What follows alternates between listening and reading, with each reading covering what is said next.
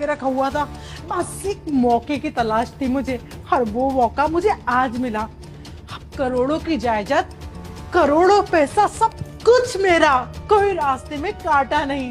पहले मुझे लगा था कि शायद तुम ये काम करोगे नहीं क्योंकि तुम तो बहुत डर रहे थे, लेकिन जिस सफाई से तुमने काम किया है ना, इसके लिए मैं तुम्हें 10,000 रुपए एक्स्ट्रा दूंगी। अब तुम्हें 20 नहीं, अब तुम्हें पूरे 30,000 रुपए मिलेंगे।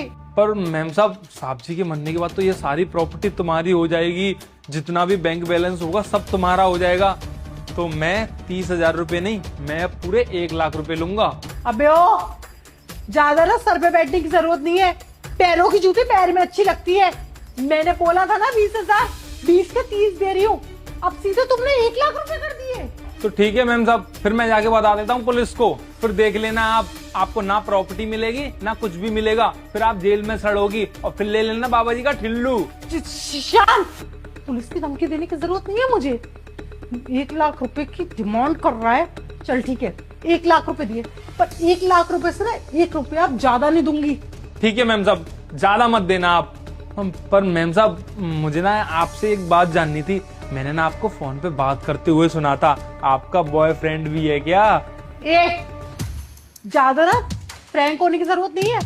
अरे मैम साहब फ्रैंक नहीं हो रहा, मुझे ना आपसे एक बात और जाननी है। आप ना इस प्रॉपर्टी के चक्कर में कब से पड़ी थी? और अगर मैं ना बताऊं तो मत बताओ। पर मैम साहब मैं तो बस इसलिए पूछ रहा था क्योंकि मैंने आपका इतना बड़ा काम किया है कि मुझे भी तो पता होनी चाहिए, जो आदमी मरा है वो मरा तो मरा क्यों? चल ठीक है, मेरी इतनी खुशामद करने की जरूरत नहीं है, बताती हूँ मैं। मेरा शादी से पहले से चक्कर चल रहा था, पर मेरा जो बॉयफ्रेंड था ना वो बिल्कुल गरीब परिवार से था। मैं गई थी अपने माँ बाप के पास में उसका रिश्ता लेके, लेकिन मेरे माँ बाप उन्होंने उसकी बेइज्जती करके ना उसको घर से धक्के मार के बाहर निकाला। जबरन मेरी शादी इस फौजी से कर दी थी। जब मुझे पता चला ना ये फौजी है, तब मैंने अपने दिमाग में ना खिचड़ी पकाई कि इस फौजी से मैं शादी करूंगी, पर अपना अफेयर खत्म नहीं करूंगी मैं, वो भी मेरा अफेयर रहेगा क्योंकि उससे मैं सच्चा प्यार करती हूँ। फिर क्या था, ये जाता था फौज पे और वो आता था सीधे घर, और उसके बाद में हम दोनों ने मिलकर प्लान बनाया कि हम फौजी को रास्ते से हटा देते हैं। जब रास्ते का कीड़ा हट जाएगा तो सारी प्रॉपर्टी मेरे नाम हो जाएगी, क्योंकि इसके मरने के बाद में प्रॉपर्टी पे सीधा नाम मेरा था, तो प्रॉपर्टी मेरे नाम होगी। और उसके बाद में हम दोनों अय्याशी करेंगे और इस घर को बेच के यहाँ से गायब हो जाएंगे।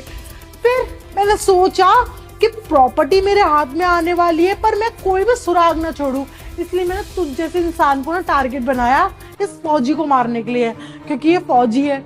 अब ये मरा है तो कार्रवाई तो होगी, और कार्रवाई में जो इस ग्लास में फिंगरप्रिंट आया ना